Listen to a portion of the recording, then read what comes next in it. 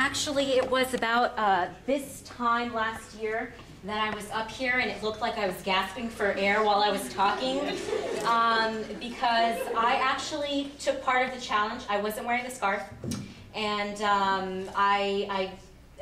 you know, shared last year that I had some conflicts while I was, you know, I had been thinking about wearing the scarf and I wasn't so sure. Make a long story short, because I'm not going to give a 10-minute segment. You know, it was actually, I won the gift card, by the way, which I thought was a sign.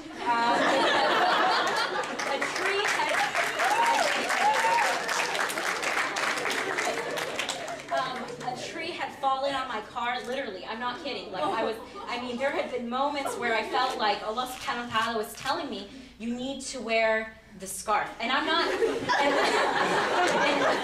and you know what it is? It was actually last, so this will be long actually.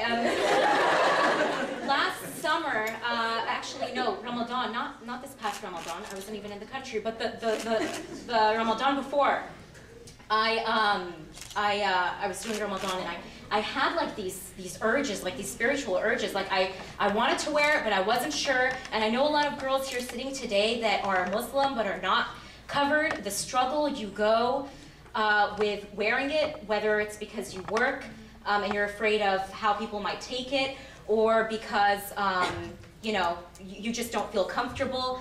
And so I started hanging around the MSU, thank you MSU, and I started, you know, trying to read more about the hijab, and I tried to, like, you know, look within myself and see what was going on. So to be honest with you, it didn't happen like one day I woke up and I was like, hey, I'm going to wear it today. It was actually this very day of last year that I took the challenge. I wore my purple scarf, and I wasn't actually really proud of wearing it that day. But it was this very night, this very moment where all the girls were talking, that I felt empowered. I felt wow. And there was a young lady that said that she felt there was something bigger than her. That's like a great soundbite, by the way. Yeah, and you know, and so after that, a lot of girls were like, oh, are you gonna wear it now? Are you gonna wear it? And I was like, hey, you know, just, I don't know, you know, like, don't.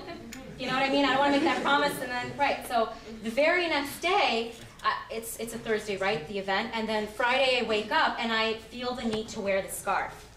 So I, you know, come in a black scarf with a plaid shirt, and I'm walking and I have girls coming up to me saying, oh, so are you wearing it now? And I'm like, I don't know. I mean, I don't know if I'm going to be wearing it for the, you know, for the rest of my life, inshallah. And then Saturday comes, I wear it, I'm like, you know what, I'm not going to school, I'm not going to class. Sunday I wear it, go shopping with my mom. Nobody from UCI I see, so I'm like, it's legit, it's good. Monday comes along and I don't wear it actually. I don't go to school with it on. And then the week goes and I don't wear it, and then finally I think spring break hits. I'm like, you know what, this is for a comeback. Like, I gotta, you know, start new. So I started new, I started wearing the scarf ever since, and let me tell you, it has brought peace in my mind. It has brought peace. I'm serious. Because, yeah. You know, so for all of those girls right here that are sitting right now, you know, whether you're, you know, non-Muslim and you're trying it, I give you kudos, you know, because that's a really, I can't find the word right now in my mental dictionary, but that's really cool. And for those Muslim girls that don't usually wear it and are wearing it now, just for today, I mean, I wouldn't be surprised if I saw, you know, a few of you wearing it, you know, for the rest of whenever. So, and I also want to thank the girls that put this together, you know, for last year. I can't remember the names as we speak right now. But yeah, I just wanted to share that. So inshallah, more of you will come and share your experiences, because it really does help other people listen and take a, you know, look inside, like what you're going through. So yeah, thank you. And have a wonderful night. So Muslims, a lot of times, all the time we like to pray praise God and thank Him for everything. So at this point, I'm going to say Takbir, and that's a sign for y'all to say Allahu Akbar. That means God is the greatest, because we can't do anything without God's help. We can't walk without God's help. And God is greater than all of us, and so we thank God, and we always try to remember Him and ask Him to help us out in every situation, and thank Him for helping us. All right, who's going to follow that up with something better? There's someone over here? Oh, yeah, go. Please, please do.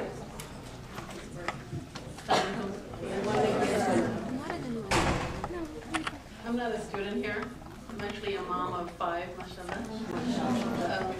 Graduated from Cal State Fullerton in 1994. And while I was praying Maghrib with you guys here, tears were coming down my eyes. And I'm very, very proud of you guys. Because we did start MSA at Cal State Fullerton, whatever, 1990 or something like that. And in our the Islamic Week or Awareness Week or whatever we used to have, never talked about hijab. Okay, no one wore hijab. Our era didn't, whatever era, you know. And the moms were always cautious that if you wear a hijab, nobody's going to marry you. Okay, and I'm sure you guys probably all go through that because I do through ICNA, I do teenage girls, and most of them tell me that their moms are afraid that nobody's going to marry them because they wear hijab, right? But what I'm saying is that when I was growing up, nobody was wearing a hijab. What do you even talk about hijab? I don't know there was such a, you know, oh fine, we prayed a lot, we did, you know, whatever, prayed in school, you know, throughout middle school and high school and everything, alhamdulillah, we fasted. But the whole, you know, we didn't wear shorts in PE and we didn't do other stuff, but the head covering was, no one talked about it. And this was not part of a MSA talk. I'm just very, very happy and pleased to see this group here. That's all. I mean, I'm just gonna cry for you guys. I'm so happy about it. I just told my husband you see that I count with my 11-year-old. So whereas I was telling him, I go, you missed out on this, and I wasn't gonna come because I have 4 at home and trying to get them to start to drop them. So it's very hard for me to come here today, but I wanted to make that effort. I just wanted to come and see what this was about. That there was a generation where Turkey, the grandmothers fought for wearing miniskirts, and now their granddaughters are fighting for wearing hijab. Okay, alhamdulillah. I know, and you guys are it. I'm talking about the moms of the future generation. Okay, that's all. This is, you know, your kids, because alhamdulillah, I have, you know, my 9-year-old, we went to the beach, and you heard it, because we were having a picnic, and we're in this other area, and I go, you know, let's go for a walk, and I went walking with him and my 3-year-old, and all of a sudden he puts, you know, stops right there. I'm like, what happened? And this is an Urdu. He goes, Mom, there's a Nangi lady there. Which means you know, there was a lady in a bikini over there. Which I didn't even, you know, and he's like, full stop. Okay, and I go, and he goes, we can't go any further. And I was just like, I was so, that I go, you know, I was very proud that, you know, something is clicking in the brain. You know, all the talk, you never know. As moms, you never know if the kids are getting through or not. And so, you know, and I know, especially to the girls, this is sitting there and I was looking at you. I go, this is what I believe in Islam. It's a house, one brick at a time. You have to make it. And right now, our house of Islam is broken. Okay, and you guys are all the bricks that are going to make that house, inshallah, one day, whether I'm alive or not. But at least I get to see this. I was thanking Allah subhanahu wa ta'ala, at least I get to see you guys while I'm alive. Alhamdulillah, to, you know, inshallah, make this new future generation, inshallah. So, alhamdulillah, I just want to say that I'm very, very pleased with you guys.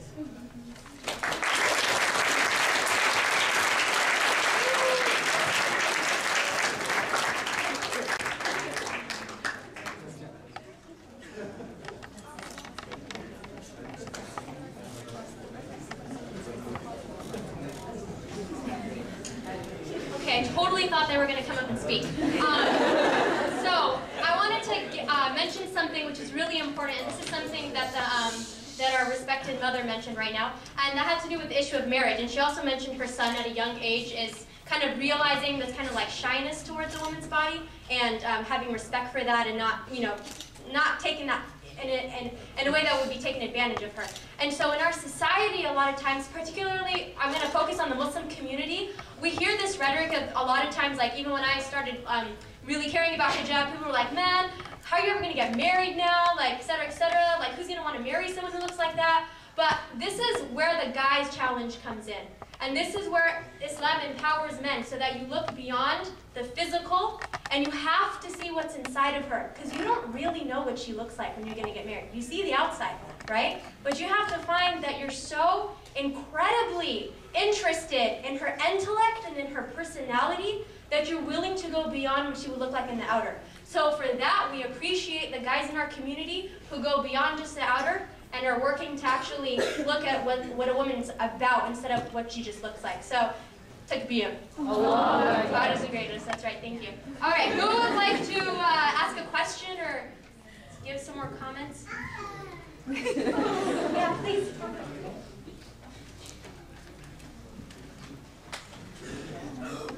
Assalamualaikum. Okay, so I'm gonna start off by saying that I really hate public speaking. Like, that's why I'm with them. Moral support.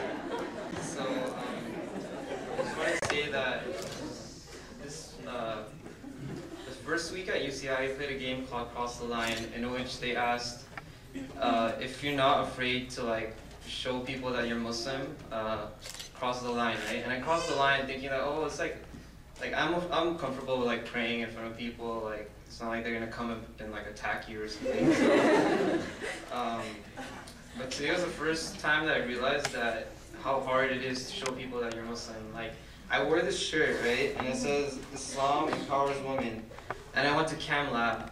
And I wore my lab apron, and the only word that showed was Islam across my chest. And I was just thinking the whole time, like, will my lab partner think that I'm some sort of like terrorist, or like blow something up in the lab?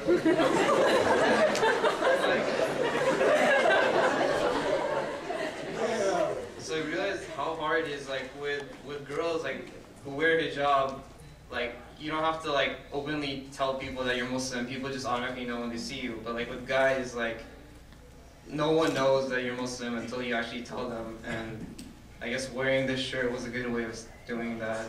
And that's all.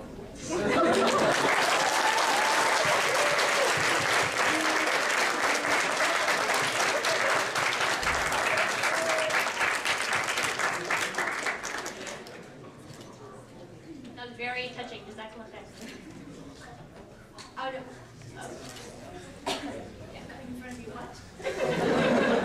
That's weird. I guess I was just faster than that guy.